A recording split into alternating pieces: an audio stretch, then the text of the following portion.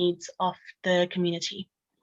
So being part of us means that we'll be able to share information with you where you can provide it to your communities, vital information about COVID, vaccine and testing, and keeping safe during this time, but as well as other health interventions and health services that are available, so we can better promote it and ensure everyone has access to them. And also have your input in making sure people are getting the right services and where the services can adjust to people's needs. So yes, thank you for having us here. And I believe there was a question. I'm so sorry. That's okay. I was kind of interrupting you. Sorry about that. My question was going to be, sorry, I'm Jason from Each Counselling and Support. We're not based in Hounslow, but we do cover that as part of our remit. I just wanted to ask, how many champions do you have, and what are they saying about COVID?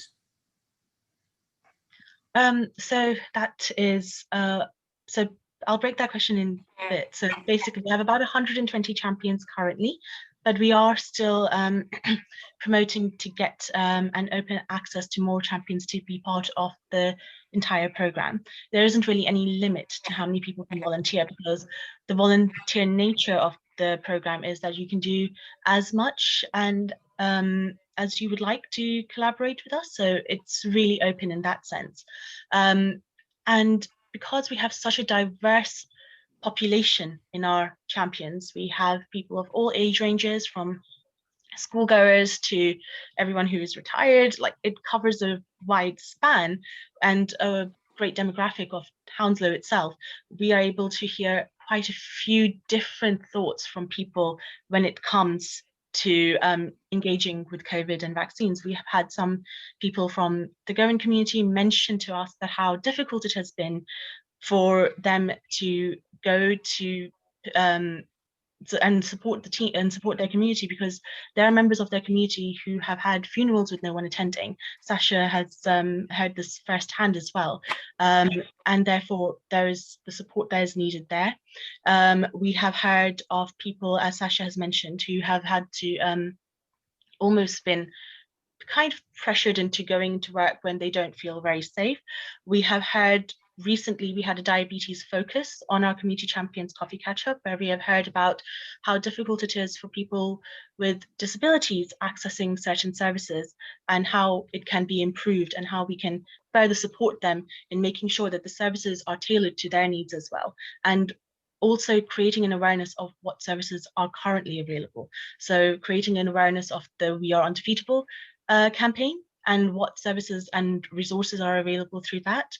So there is a wide range of things that we have been hearing from our champions, and we log all of this into our little diary so that we can share with our team and get some actions done as well. Thank you. I mean, thanks very much for that. Did you say 120 champions? 120 champions, yes. That's an amazing number. I mean, that's a lot of involvement from people, isn't it? That is a lot of people. So, and they all join in a variety of different ways. A few of them do come to the coffee catch-up, and because the coffee catch-up is a very informal way of meeting, they can enter whenever they feel that the meeting is of need for them. So if they have something to share, or if they just want to hear into what other people, other community members are saying.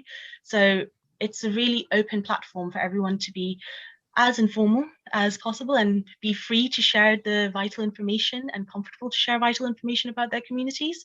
And then other champions are quite comfortable in just sharing the information, and they do that in a variety of different ways.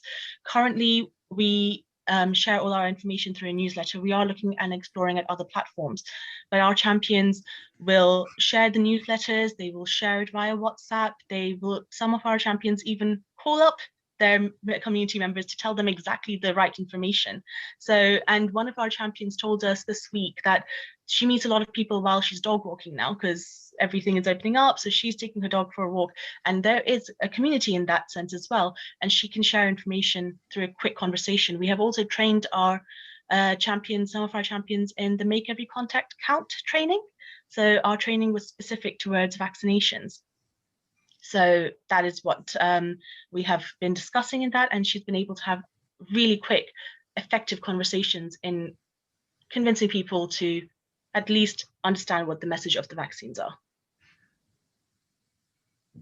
Just to add, we've got, for instance, people that have got maybe 5 people on their WhatsApp group, and that is their network. So it doesn't sound particularly large, but that's the kind of, and then we've got someone that's got maybe 14,000 followers on a Facebook group. Not maybe, actually more than 14,000 followers on his Facebook group. And it's been really interesting because during our coffee catch-ups, we've been able to discuss things, and as we're discussing things, he's able to kind of further question his network within that time. And the feedback that we get, we get sometimes, I think he was able to ask a question and there are almost 200 plus responses. So, we're able to really tap into the community in ways that we wouldn't be able to have insight without their help. So yeah, a lot of, we have these coffee catch-ups every Wednesday evening, and we're always really quite excited about meeting with our wider public health team on a Thursday morning, because we're able to really share everything that we've kind of heard that's really current and relevant. And we've got one of our champions, Omar, I think he's got his hand up. He's one of our community champions that I think he's got a question. Go ahead, Omar, sorry. Not a question. I just wanted to say I've been working with Sacha and Shirin for some time, so you guys are doing a great job. So just want to tell the rest of the group that I've been working with you, and we've been doing an amazing job. So that's that. So just wanted to say thank you. Thank you, Omar. That's really kind. I'm just going to jump in to explain just really quickly. I know I'm taking up a lot more of the time than we thought we had, but Omar, for instance, helped us.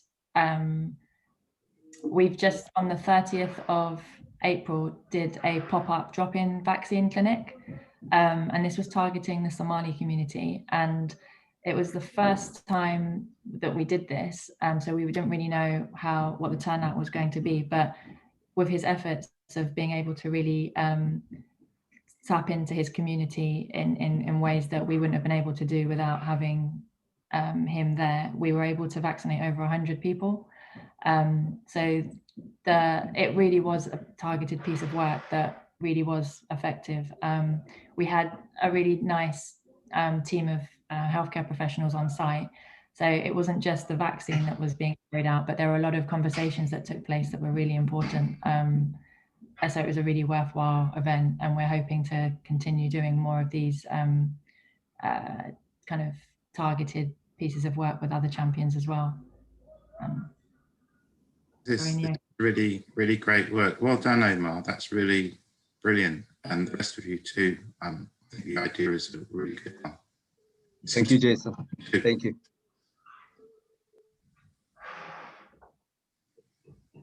Do you mind if I ask a quick question? Sorry, I'm on the move. Morning, everyone. So I applied to be a community champion, and I've been given 2 dates for training, but I don't think I can make either of those because I'm working. So do you just roll them on to give me other dates of training? Yeah, there's no training to be a community champion. If there's training that you're interested in as a community champion that's been advertised in our newsletter, then you would just need to. There's often a sign-up form. So are you registered with us as our champion already? Yeah. So I've done the registration, and then I just got an email, and I assumed it was from the community champion saying that there's 2 like little. It might have been like an induction, 2 like training days or workshops. I think that may well be another program. So there are a number of community champion programs. Oh, okay. We're coming to know. Maybe the health. Maybe the health one. Okay. There's a few others. There's an environmental champion program, a digital champion program, another generic program. But this one specifically was from the public health team in a kind of main response to the COVID-19 outbreak. So. I'm sure that's what I signed up for. I'll have a look at my emails again. Yeah, I'll definitely do I'll send you the link again just in case it is different. But yeah, we can. And you know your workshop, you know the like informal coffee chats that you do. Yeah. What time on a Wednesday is that?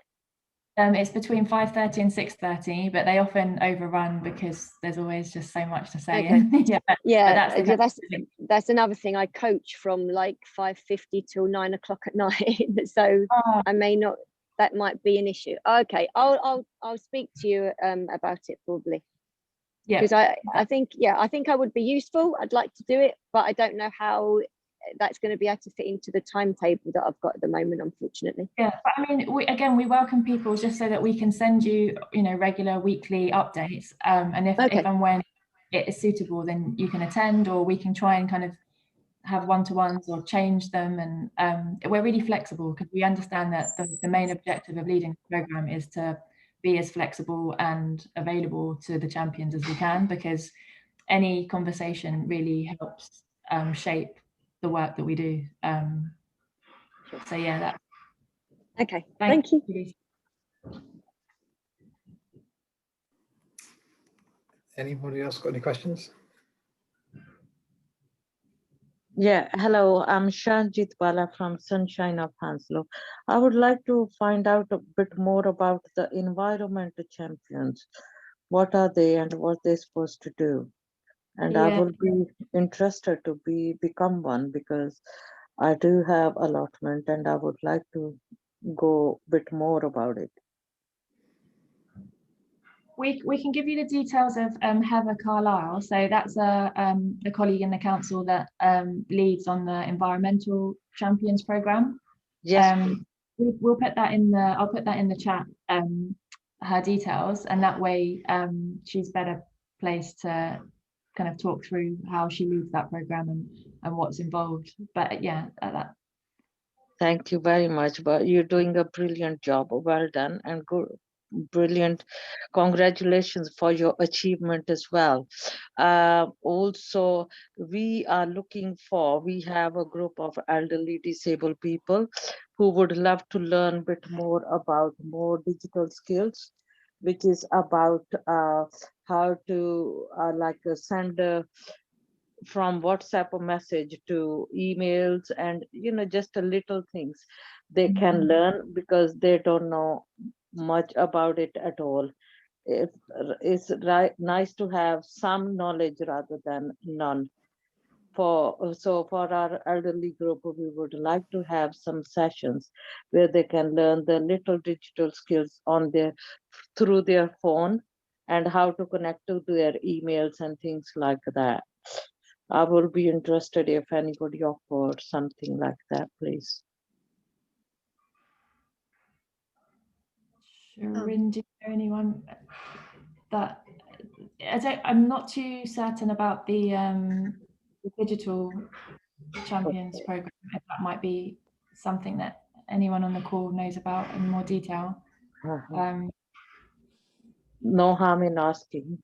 Yeah, no, of course, yeah. I can come back to you. I'll have a talk to some of our team to find out who might be able to be best positioned to help with that.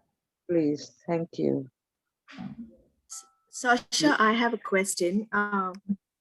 Sasha? Yes, yeah. Yeah, sorry.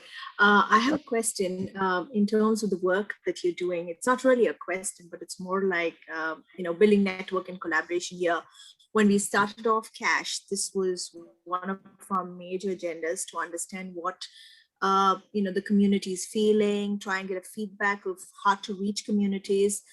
Omar has been with us, giving us feedback. There's been a lot of discussion at the Cash network. A lot of communities who do not speak the language, hard to reach. So we've created a page where we provide resources in different languages. If there's a disability issue, if you need larger prints, trying to spread take up of COVID vaccine, which was not happening earlier while we were still in lockdown. We did a lot of work then to try and promote it. The work that you're doing right now is brilliant, and actually having champions to go out there and speak is really actually reaching out there. Do you provide information in different languages? This is quite interesting that you've mentioned, because Shirin and I were talking about this yesterday. We've had a couple of our champions help out with some of the translation. So when people were talking about what are the top 5 languages spoken in Hounslow, I think they were taking the data from the services used, the translation services used in various services, and we were kind of hearing from our champions that it's the languages that are least spoken that it's more important to have the translations done in, because there's less people that would be able to assist in these environments. And some of the languages that came up were actually, I know Shirin touched on it earlier, Konkani from the Bowen community, for instance. And we then, we've actually used our champions to translate some of the materials and resources. And also we've been able to link some of our champions up with other members of the council that also require more appropriate translations to be done.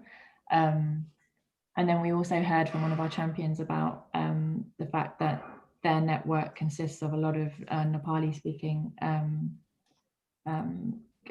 members, and that even then, I think we're trying to think more widely as to the fact that even some of the languages that we're talking about translations being done in, maybe having alternative ways, not just script and text for some of the sources, but you know, a lot more maybe recordings of videos and things like that, just because. But then equally, we're also mindful that some of the other issues are people aren't always digitally enabled, and so that's why we do continue to rely so heavily on the champions. There's a number of them that are going out to speak to people that don't have access to smartphones or internet and the rest of it. So we are trying to be as mindful as we can and proactive in trying to widen the kind of the translated services. And there are a number of other Eastern European languages that have come up as well that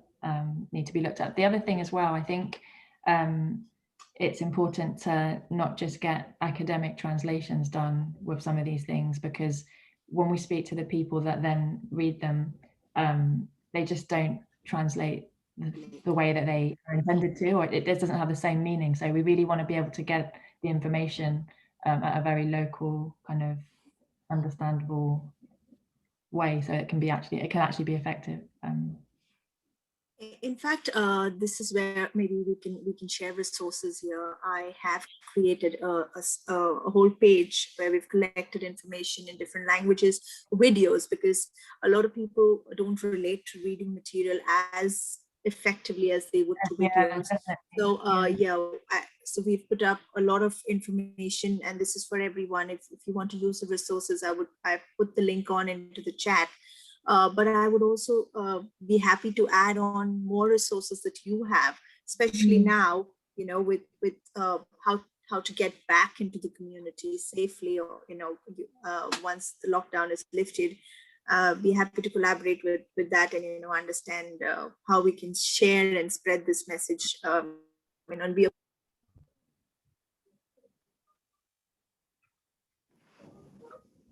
That sounds really good. We'd be really happy to join up and have that, because that, again, it will just only strengthen the work that we're both doing to make it. Yeah, no, that sounds really good. Thank you. Thank you, Sasha, for that. Thank you. Anybody else got any more questions? I'll circulate the presentation to everybody here. And thanks very much, Sasha and Shirin. I'll now go to the next presentation, which is David Bowler, who's CEO of Gunsbury Museum, who's going to talk about recruiting another director. Hi, everybody. Ian and colleagues, thank you for inviting me to your network. Yeah, I'm going to talk a little bit about Gunnersbury Park and Museum. The park, I hope many of you have some degree of familiarity with, certainly over the last 12 or 18 months of the COVID pandemic. It's been very evident to us that so many more people have been using the park space for recreation, well-being, safe socialization. Located in that park is, as Ian said, also a museum. The museum is actually the local history museum for both the borough of Hounslow and the borough of Ealing. If it's okay, Ian, I've just got a couple of slides. If I go and share screen, is that okay? Yeah, no problem. Cool, great. Let's hope for that. I'm going to share the right thing. The danger here of having some emails open. Don't want to share my darkest secrets with you, but okay, is that okay? Can you just see that establishing slide there, which basically should say welcome to Gunnersbury, I hope. Yeah. Okay, that visual there is actually unsurprisingly not last summer. It's actually the summer before. That is a pre-pandemic Gunnersbury. That's an area called the Horseshoe Lake. And in the background, the white building in the background is actually the Gunnersbury Park Museum, where I'm actually sitting at this moment. Let me just scroll down if I can. Bear with me 1 second, folks. I just need to be able to move down right away. Who are we? Okay. Who or what are we? As my colleague who prepared this for us, she certainly felt at the time of preparing it that we're a vibrant oasis. We're a grade 2 listed heritage park. By that, essentially, the grading is historic England. We are a historic park, but we've also been identified for quite some time as a very open public space, and a lot of people possibly remember Gunnersbury in days gone by as the home of the London Mellah. We do have a number of cultural events that happen in the park, but again, in common with Sasha and his presentation earlier, we have been in a pandemic, so all of our cultural lives have been severely impacted. So this past year has seen us been somewhat quieter than we would normally be. A little bit about the history of us. So Gunnersbury has been an estate since the 1700s. Princess Amelia was one of the daughters of King George II, and that picture you see there of our boating lake, that folly, it's called the Temple. It was actually built in the mid-1700s by Princess Amelia. It's part of, I guess, a fashion at the time where the landed gentry and royalty would erect buildings that had some of the characteristics of things that they may have seen on travels to Europe, Roman and Greek temples and such like. But we have a 250-year-old reproduction temple in our park that you see there. But Princess Amelia did quite a bit of work to Gunnersbury, and then we skip, I have to say, about 100 plus years into the early 19th century. And then this area became the home of Baron Rothschild. Some of you may be aware the Rothschilds are one of the best known families in international banking. Throughout the 19th century, the Rothschild family lived in Gunnersbury and had access to the upper echelons of government and society. The British acquisition of the Suez Canal was partially financed by Baron Rothschild in a room on the floor below where I'm sitting in my office, where he invited the then British Prime Minister in, who, I'm being very colloquial here, so don't quote me on this. The government was a little short of money, but wanted to buy into the Suez Canal, otherwise the French Empire would have monopolised it. Came to the house that I'm sitting in Gunnersbury Park, and Baron de Rothschild effectively wrote to the British government a cheque so he could buy into the construction of the Suez Canal. Now that's an extraordinary story in a building in the middle of Gunnersbury Park in Hounslow. Throughout the 19th century, we would have had loads of famous people here, etc. But by 1926, this space became a public park. And in 1929, the museum that I'm sitting in was founded. So we are approaching 100 years as a public space. And I think that's really the important thing I want to stress for the next couple of minutes. We are a public space, we're a community asset, and the management and governance of this space should and is rooted within the community. So I just want to speak a little bit about that in a moment.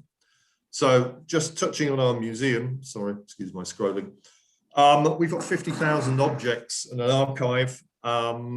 We have about 8 galleries. We will, I hope, be opening in a month or so's time. We have, in common with all our museums and galleries in England, been forced to close to you as the community since beginning of December. Last year was an extremely disrupted year, as I'm sure you'd appreciate. During the course of the year, we were closed in March and we're only open for about 3 months in the autumn. So we're dying to get back to opening this museum, which is a free asset for our community. And what's really important to us, that we begin the process of what's called contemporary collecting. So my colleagues who are currently not furloughed, like yourselves, many of us have been furloughed. My colleagues are in work, are busy trying to pull together collections and items that reflect our diverse communities' experience of the pandemic. And I think, Sasha, from your presentation, what would be fantastic, and this is why I love coming to these networking events, is I would envisage that many of your community champions may well have contributions that they could make to our museum to catalogue the experience of our communities over this most extraordinary year.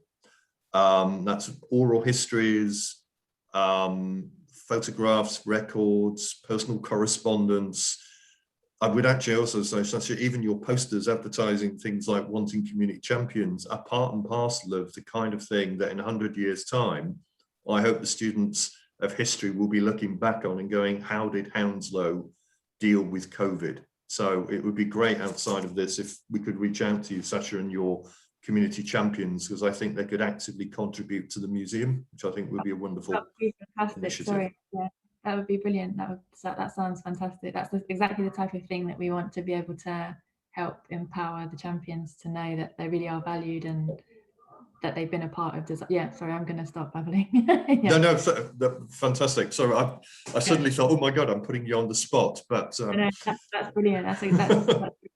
Yeah, it would be brilliant to see how we can do this. Great, fantastic. We'll reach out and make contact afterwards. In addition to the Museum of the Park, some of you, I hope, may be aware that a very large sports centre opened a couple of weeks ago in the middle of Gunnersbury Park. I'm afraid I somewhat disparagingly refer to it as the Green Shed, because it is a very large building that bears, frankly, no resemblance to the wonderful listed buildings that we have in the park, but it's modern, it's functional, and it's open, and it is a fantastic space. And I just hope that so many local residents, when you feel more confident that I share this, because I've been in the gym and the gym manager's saying, when are you going to come back, David?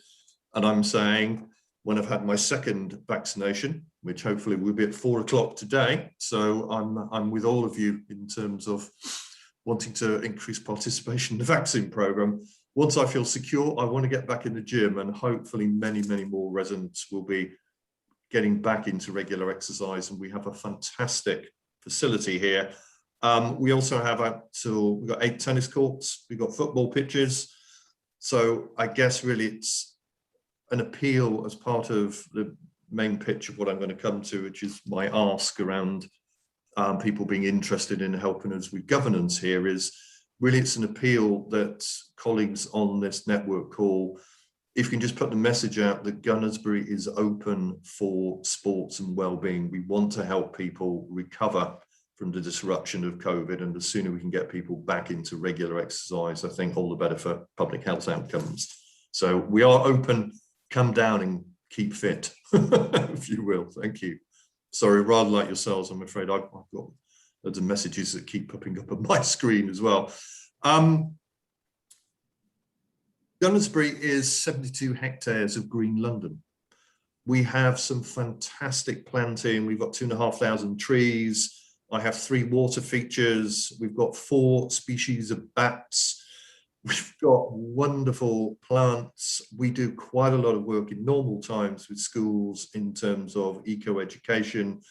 And again, it would be fantastic if there are colleagues on this call who have client groups, user groups, who would value experiencing some connection with the natural world, but within reasonable distance of home. We've got a great facility here, and we really want people to come in. We do community gardening. We've been working for years with an organisation working with people living with autism. We really want to ensure that the facilities here lend as much value to people pursuing well-being as is absolutely possible. And we've got a great green asset here. A little bit there. This is a quote from somebody who actually, I think, emailed us in. Parks are currently our exercise, our social lives, our therapy. We've just found that over the last year, people have been so generous in their comments to us. I've been on site all the time through the year, along with the skeleton staff. We've kept the park open 365 days a year. People have been immensely generous in saying and appreciating our efforts to keep the park open. And we in turn are immensely grateful that people are getting value out of this space. So again, it's really an appeal. We have a wonderful space here. Please come down and enjoy it. Little bit about what we do. Community kitchen garden. We've got digital volunteering opportunities. We've had a number of community-led exhibitions. We've worked with Feltham Arts in the past. We've worked with a number of schools. We're very much, my opening piece there about co-creation, the museum must be relevant. If it is not relevant, why are we here? Who will come and visit us? And I think our relevance is going to be rooted in the contribution our communities make to our exhibitions and our collecting. So it's going back to that piece around particularly the extraordinary times of COVID. We want to ensure that we capture people's experiences accurately. And that can only be done by first-hand engagement with us. I've got some fabulous colleagues who work with me, all from very well qualified professional backgrounds, but there is always a danger that people's experiences, views, cultures can be mediated through that professional environment. And what we need to do is we do not wish to influence or mediate, we want to enable. So we just need to make sure that we lend our experience where it's appropriate, but people are telling their own unmediated stories. So we want to get to that position. This is really just a few numbers from last year. 2,500 children came to our learning sessions. To give you an example, in 2019 pre-pandemic, we had 12,000, but we kept as many services as we were going over the pandemic year to provide some access.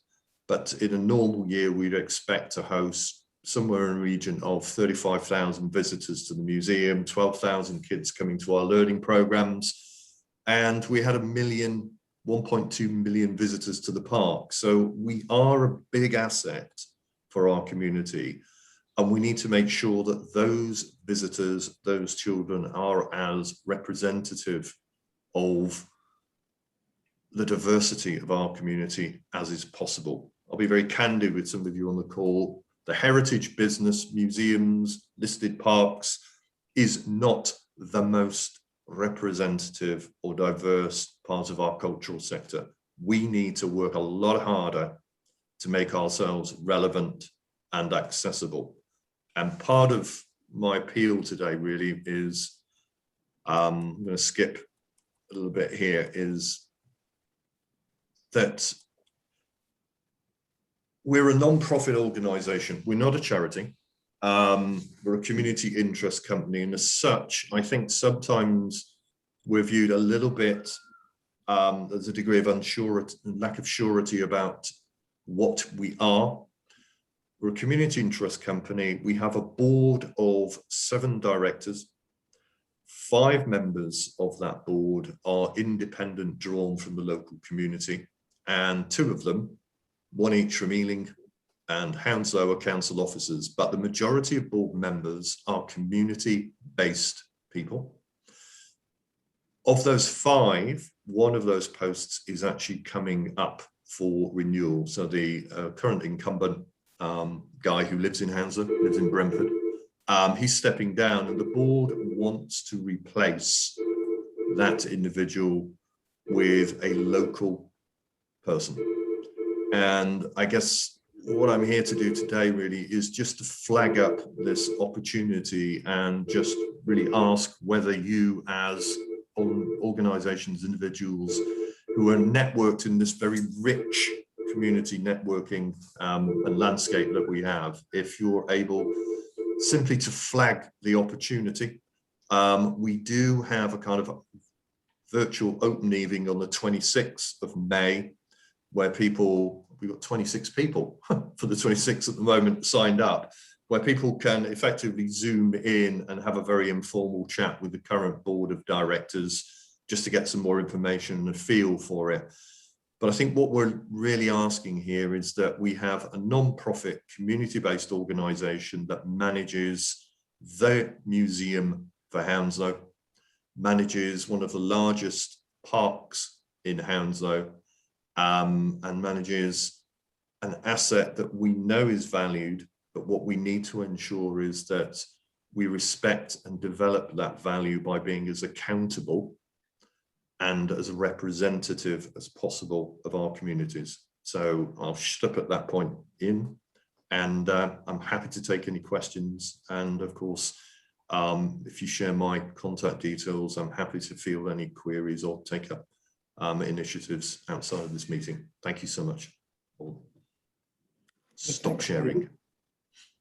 I think we've got a few questions. I think we'll go to Omar first. Thank you, David. Just first of all, I want to say, and I'm glad that Sasha and Shireen are here today, because we've been talking about such a places for the community that, and I didn't, to be honest with you, nothing has excited me more than to see such a place in Hounslow, because we've been looking for a place for the communities. And communities like mine, I didn't even think this place exists, because yesterday we had our biggest celebration, and people have been calling me left, right, center of where they can go. They normally go to Heston Park, and the kids just sit there, run around. But to have such a place inside, on such a day, go to the museum, stay in the park, do those allotments, that would be absolutely one of the best things we can do. And for the facilities, Sacha actually, and Shireen will help me. We've been looking for we have a champion, Lisa, who organizes women's swimming. So for low-income, families, to have a places like that for them to be able to do their activities and have somebody to train them would be absolutely amazing. But as I say, nothing excites me more than to have a place in Hounslow, and to tell people about this place. I'll be more than interested to talk to Sacha and Shireen, and hopefully you can talk to them and get back to you, because this will be a place for many communities to come and enjoy. And I hope that the people who you're saying they're coming to are the kids around the bar of Hounslow, because at the moment the swimming pools they're being used by people from other bars. They're not specifically used by people within the Hounslow bar. So I hope that these facilities, we can advertise it so that the kids around Ealing and Hounslow are given priorities to use the place. I don't know if you can understand what I'm saying. So, but mostly I would speak to Sacha and Shireen and get back to you. Thank you. Thanks, Omar. I think you hit upon a very briefly to response, a couple of things there. Your point about families wanting space to celebrate Eid. We would have loved to have made those prior connections to enable that. As we all know, the pandemic has disrupted all of our work. certainly for me, it's looking for next year, how can we make sure that families feel that this is the place to There's come another to Eid coming in. celebrate? Sorry, there's another Eid coming in about a couple of months, and if Yeah. it is open, we can actually, you know, publicize it and advertise it properly, show them the facilities which are there. In all honesty, if the first one we set it up, I think this will be like every Eid, people, you'll be receiving more than in Hounslow and Heston, normally more than 5,000 people come in. Such and those are speaking to people about it. But if we actually tell them the facilities, the museums and everything else, more than 10 people will come, 10,000 people will come if you have these places. So it will be absolutely one of the magnet place for the communities. And those families are the people who are least represented, because my communities, I don't think Somali communities, they don't have this, allotments of gym or park or those things. I'm trying to change that and bring them in and show them that there is this parts of, you know, world that the kids can use it and grow up and understand the museum, the history of everything that, you know, this great place stands for. So as I said, I'm working with Sacha Shireen. We will talk to them about it, because what we were discussing was the mental health, you know, the health of families around Hounslow, try to improve, you know, especially the communities which are not engaged with the car and the Hounslow car, you know, borough. So we're trying to change that. So I've never been excited to see such a place. Thank you so much, Trey. I'm glad that I'm here. Omar, let's take it offline. Let's do something. So thank you so much. I'm really grateful that you're enthused, and we need to try and make something happen. So thank you for that. Thanks. Hi, David. It's Shanjit Bala from Sunshine of Hounslow. We are Hi, also Chandra. non-profit organizations, and we liaise with the elderly, disabled, and long-term ill health people. We would also like to bring our groups to the Gumstree Park to have a day out. So if we can have your details and contact number, and if you have any meetings with like the board members, I would like to join in and talk to them what other uh, sources we can use the services from your services as well. You know, Thank you. anything we can serve the community from there. You know, I'm also a yoga teacher and health champion as well, so I can deliver and liaise with a lot of community for so many different reasons as well. Which absolutely, again, rather like Omar's point, if we can, I'll talk to colleagues at the CVS outside of this. I think it may be a sense that there'll be quite a few emails that we'll need to exchange, but thank you for that. And absolutely, part of coming today was for those of you that were aware of us, to refresh, and for those of you that were perhaps less aware of us, to actually just make you aware of this fantastic resource that we have. So we'd be delighted to share that with you after the meeting. So thank you. Sorry, could I ask something, Ian? Yeah, go ahead, yeah. Yeah, sorry, David, just hang on to you for a little bit longer. You mentioned the event on the 26th of May. I've just been on your site and I can't see where we can book it. And I was wondering if we could help support spreading that around a bit, because yeah, you've got 26 people for the 26th, but just from the conversation today, I think there's potentially a huge amount of interest. And yeah, I'd like to be there, but I couldn't see where to book. Jane, you've hit the nail on the head. That's why I've come, because I was absolutely sure that those channels that we've publicised it through have not been as comprehensive as they need to be. And that really was a little bit cheeky of me coming today to say, can you help me proselytise around this? So again, what I'll do is I'll get the details through to the CVS to distribute to you all, because we really, really want as many people as possible. 26 is a healthy number, but if we had 100 people, we'll find a way of chunking it up into different virtual rooms. My view is I've got 7 directors. They could talk to 10 people each. you know, we can do this. Yeah. So we want as many people. So thank you for your enthusiasm, and I'll make sure you get the link. I would like to be there, and I will also introduce to the other organizations as well. So hopefully they will be able to join. So we will bring you many more people. That's not a Thank problem. you. Yeah, I mean, if you have the link for booking, you could put it into the chats now, and then the people on the chat could possibly spread it out from here.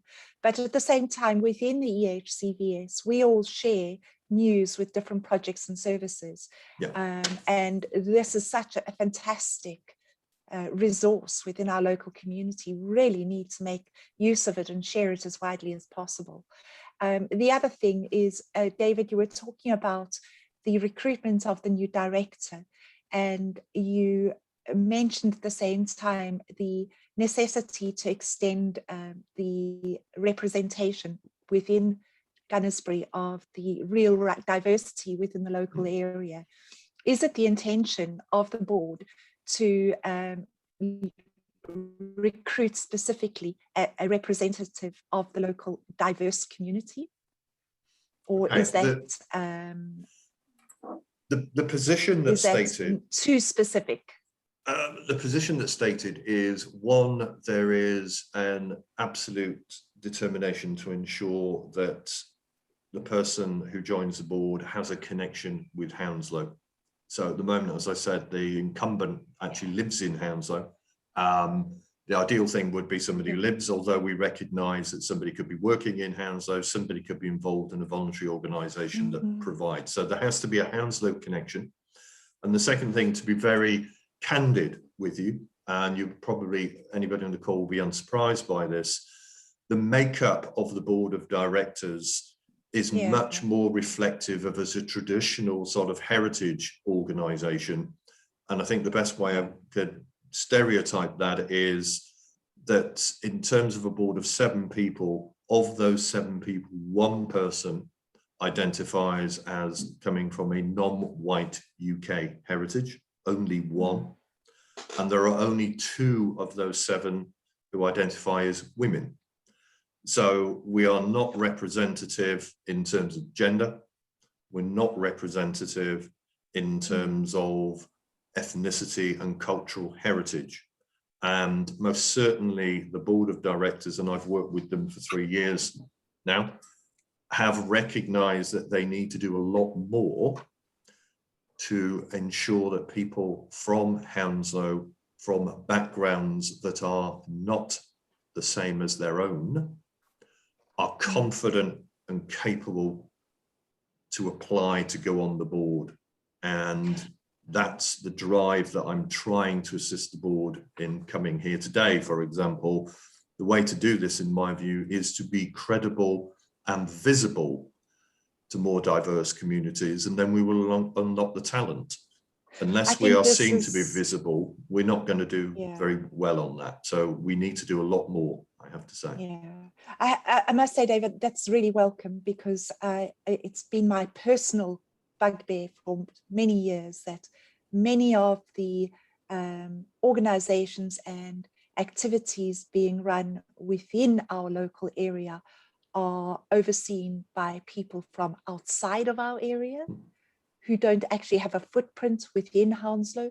And to know that you're actively looking for people from within our borough is fantastically positive. Thank you for that. I mean, yeah, I hope they're going to hold it against me in terms of the park and museum is the Museum and Park of Ealing in Hounslow, and I've lived in Ealing for 22 years. So hopefully I can pass muster in terms of my own local commitment and connection, but it's not Hounslow, it's Ealing, I'm afraid, but don't hold it against me. I did promote the vacancy and the event on the 26th already on our e-news and website, so I'll send the information again to people and include it in the I think I've kept it in the e-news as well, so it has been information has been out there circulating. Thanks, Ian. Parul, did you have a question? I did. Hi Parul, nice to see you again. How you doing? You well? I'm well, thank you. Good to see you. I just wanted to warn you, after the second vaccine, one of the side effects is red hair. Just saying. Perul, any hair would be a welcome side effect for me, so that's okay. It's going to be bright red, my love.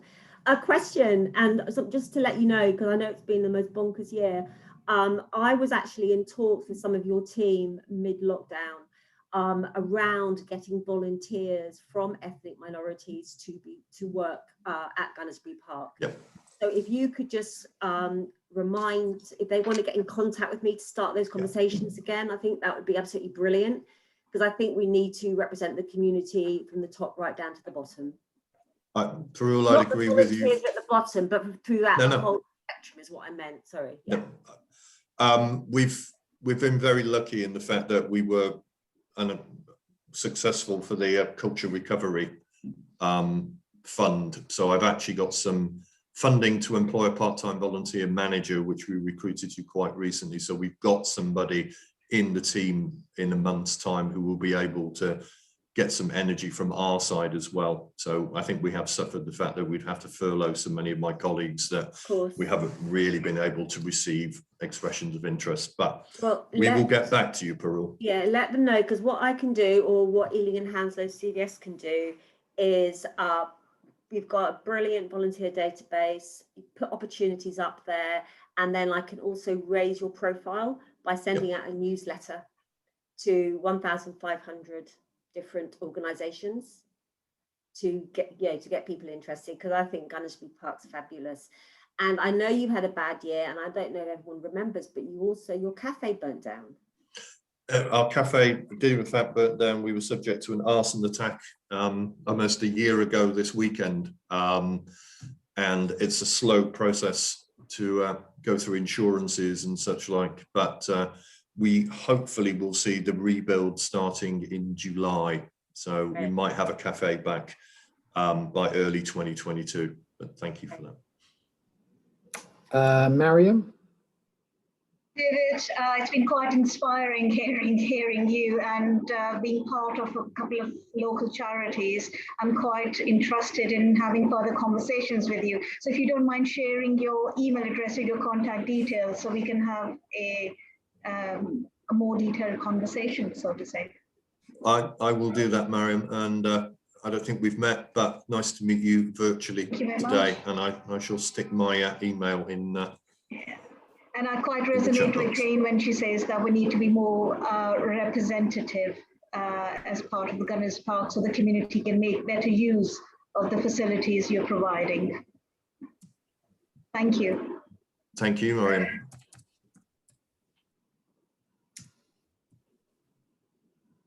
Yeah, I'll put David's email in address in the email I sent to you with the slides after as well. Thank you, Ian. Okay, Ian, I don't want to take up too much more of your time. I just want to say again, thank you for an incredibly warm welcome from everybody as well.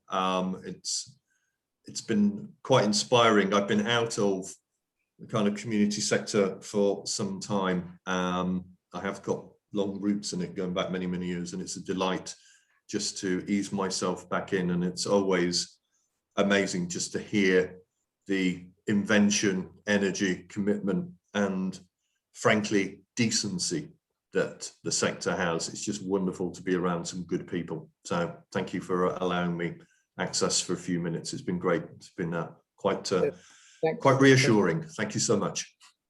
And if you send me your presentation, I'll circulate it to people as well. So I'm not sure. Thanks, Ian. Cheers. Thank you. Yeah, thanks, David.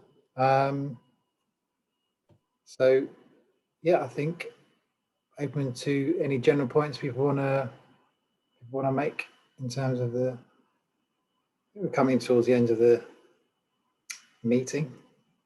So I think attendance was down slightly because of the clash with the meeting run by the council. Anybody else want to make any points? Or? Otherwise, I'll say I'll send slides to people who've attended. And, Ian, I would be putting in I'll be putting in the chat the survey link if everyone would, go ahead and update that survey for us. It's really important we get feedback from you because this session, the CAS session was planned for just 6 months. Until July. So we'd like to carry this forward. Please click on the link that I would be putting into the chat box and leave us your comments and updates on this session today. Yeah, what's the topic we got next week? Next week we would be, just give me a second on that.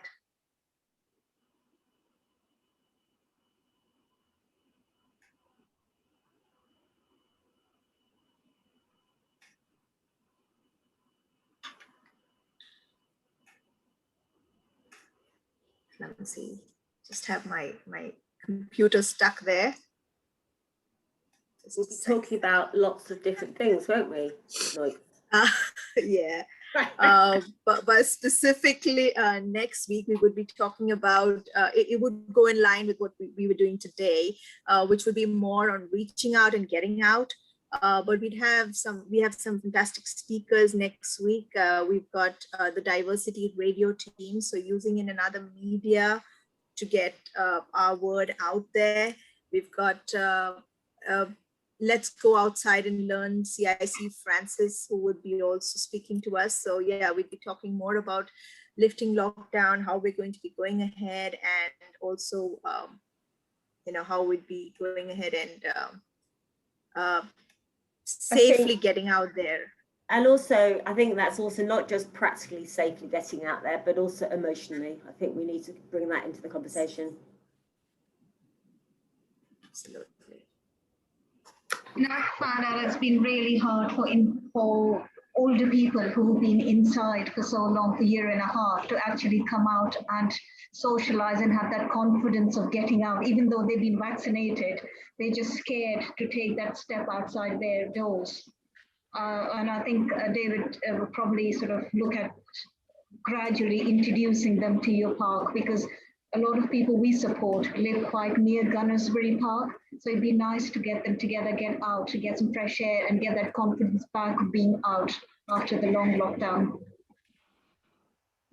We'd certainly value that. As I said, as I was quite candid, kind of, I'm not that old, I'm 60 this year, but even I look at it and need my own confidence building. So I think we all need to recognise that we need to help our colleagues and our fellow community members integrate back at the right pace. So I think, yeah, we'd be delighted to help you on that one.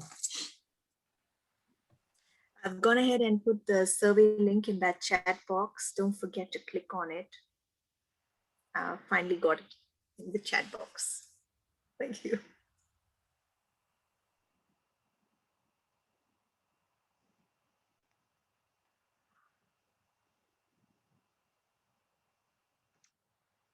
So yeah, we'd appreciate your feedback, and then we'll circulate information about next week. Agenda early next week. Session every Friday morning. We'd also like to hear from you on any further sessions that you'd like to have at CASH, or if you'd like to promote your events, please send them out to us. We'd be happy to promote it through our newsletters. And also, if you'd like to come and personally talk about the programs that you're running in at this point, because everyone's opening up, to come and share your, do write to me, and I'll set up a speaker slot for you. And Neil, I was just going to suggest that in your link survey that possibly should invite a local charity or local group to come and participate in this and give share their experience, or give a short thing about their project of what they're doing. We'd love that, Mariam. In fact, that's the main reason of having this session. So if you'd like to go ahead and you'd like a slot on this event, please write to me, and I put in my link. I'll put it in again. Write to me and I'll set up a slot.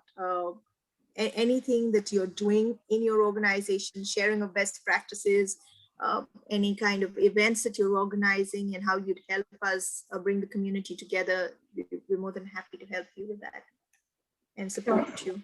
That'd be great. Thank you. Thank you.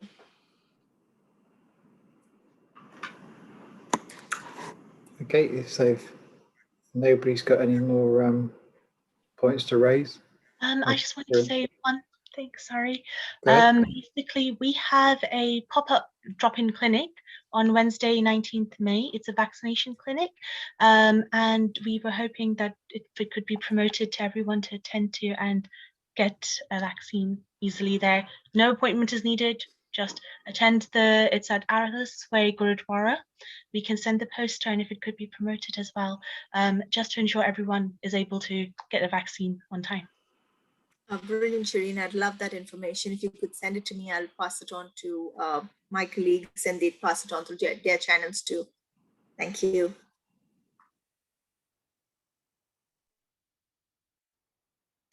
Anybody else got any points to raise? If not, thanks for your attendance today. And say I'll send this circular information slides to people and hope to see you next week. Thanks. Thank you, everybody. That was great. Ian, is there a funding presentation this afternoon?